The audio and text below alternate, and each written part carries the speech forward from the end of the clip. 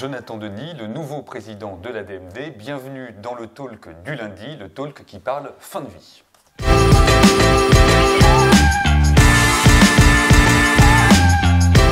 Commençons avec un décryptage de l'ADMD et notamment une chose dont je vous parle quand je viens à votre rencontre dans les réunions publiques.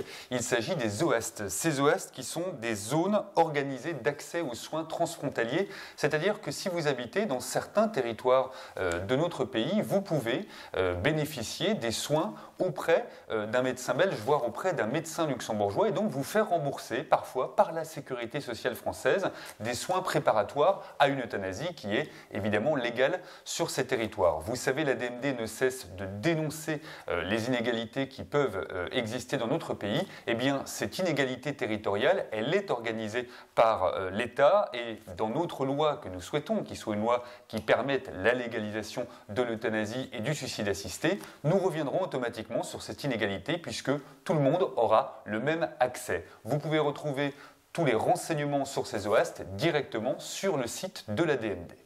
Dans la suite de l'actualité de l'ADMD, je souhaite revenir sur ce qui s'est passé dans les délégations et puis ce qui va se passer dans ce qui s'est passé le lundi 4 et le dimanche 10 octobre 2021. Le nouveau secrétaire général de l'ADMD, Johan Brossard, ainsi que Yves Grégoire, qui est délégué de l'ADMD pour la Seine-Maritime, ont animé chacun une projection débat autour du film dont nous vous parlons souvent et que vous connaissez à bien connaître. Tout s'est bien passé. C'était à Saint-Médard-en-Jalles et à Yvetot. Merci à tous les deux pour avoir organisé et animé ces réunions.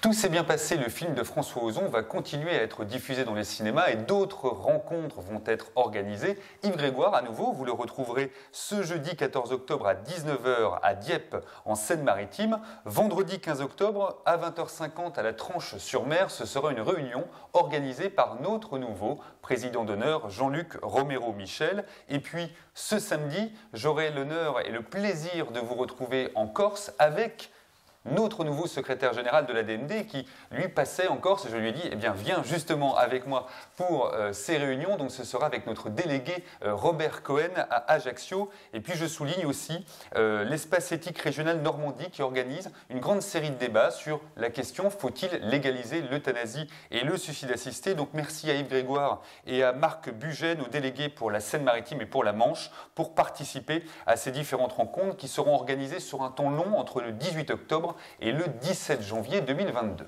Le 16 octobre, Jean-Luc Romero-Michel sera également, alors lui pas en Corse, mais ce sera à La Roche-sur-Yon aux côtés de Marie Scalch, notre déléguée de l'ADMD pour la Vendée.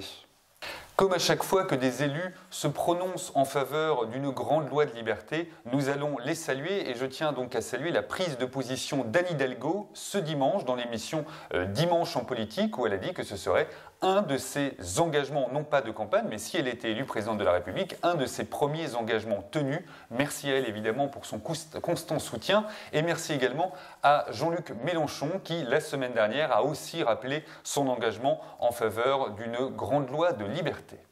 J'attends évidemment vos réactions sur Twitter. Vous tweetez avec le hashtag Talk du lundi.